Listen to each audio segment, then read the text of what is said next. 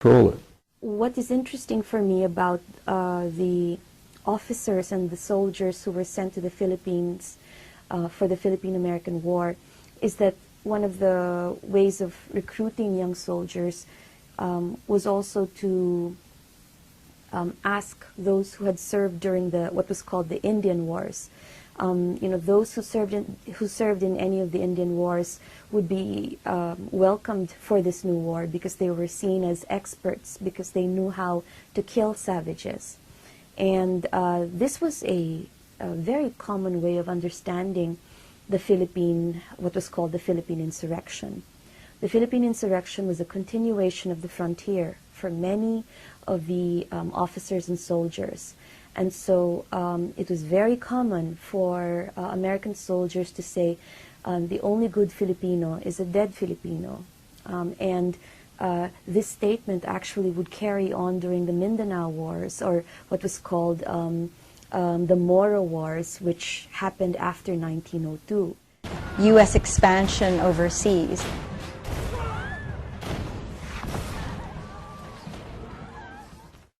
This Philippine model was then applied in other U.S. invasions. In Haiti in 1915, that's a large part of the background for the catastrophe that's now taking place in Haiti, was Wilson's murderous, brutal invasion.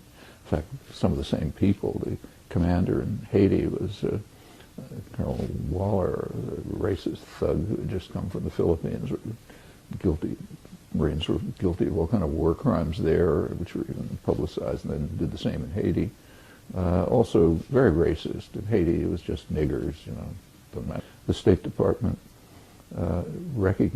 determined that in the Dominican Republic, the people had a European blood, so they were partially white, sometimes completely white.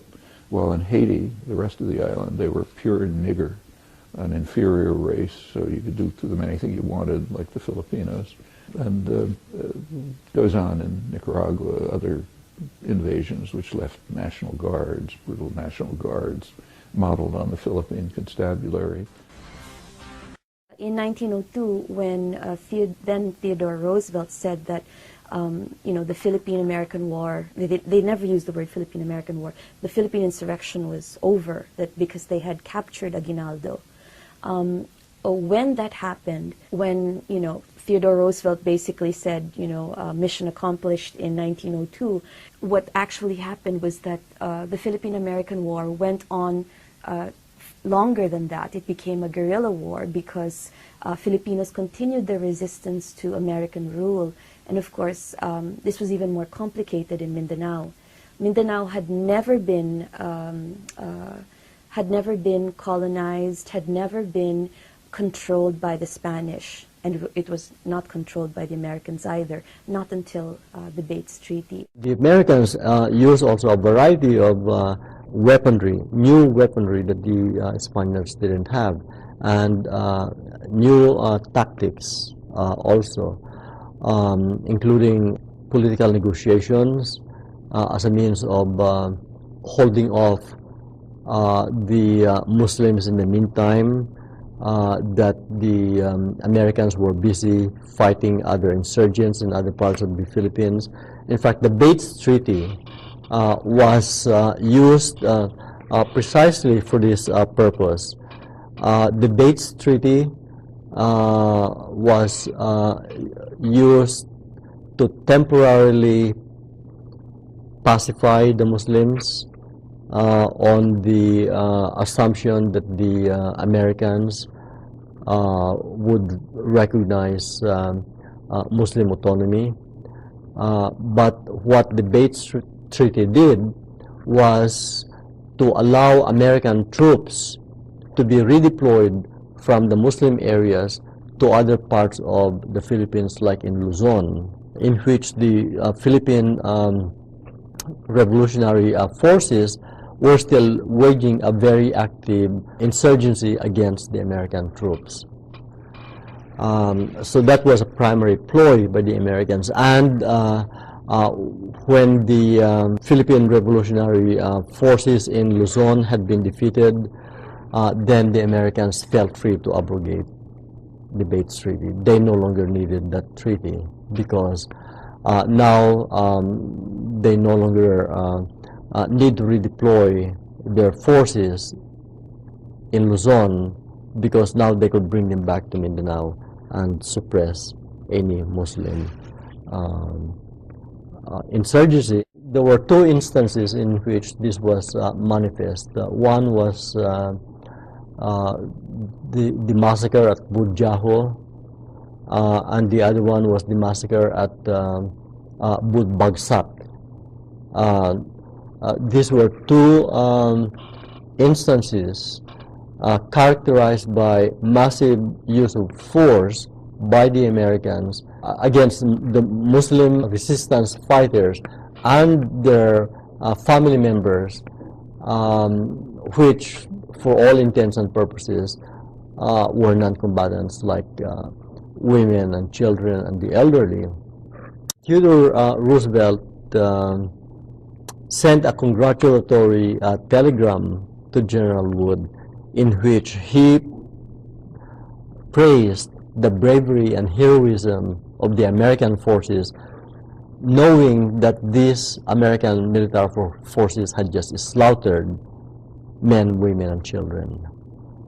So, talking about terrorism by one and terrorism against another, the terrorism by the U.S. forces was not recognized as such because they were incapable of recognizing. All that they recognized was that they were doing God's work.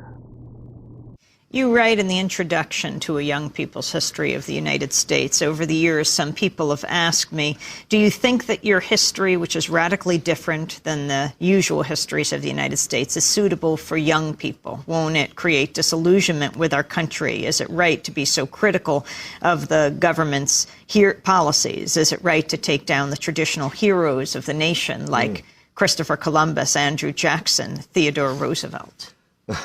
It's true that people have asked that question again and again.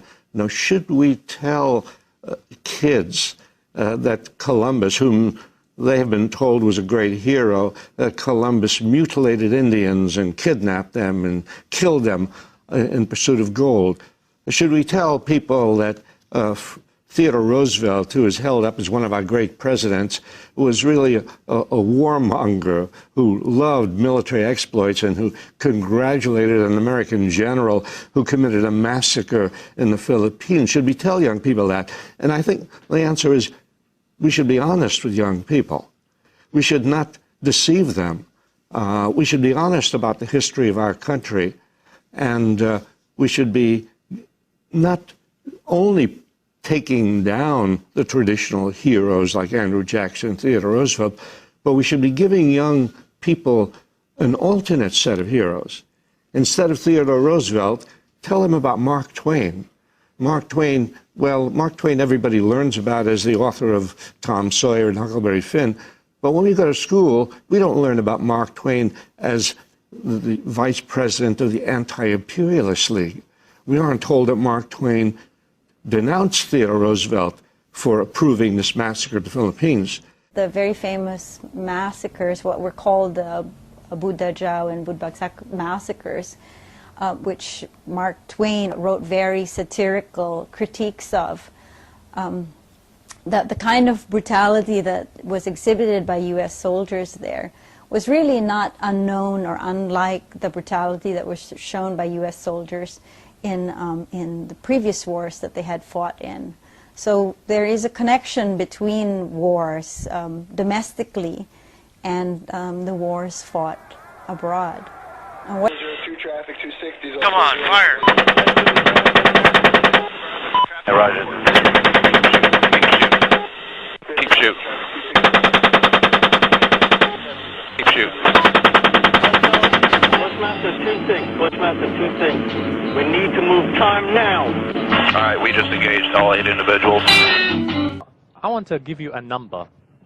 490. 490 years.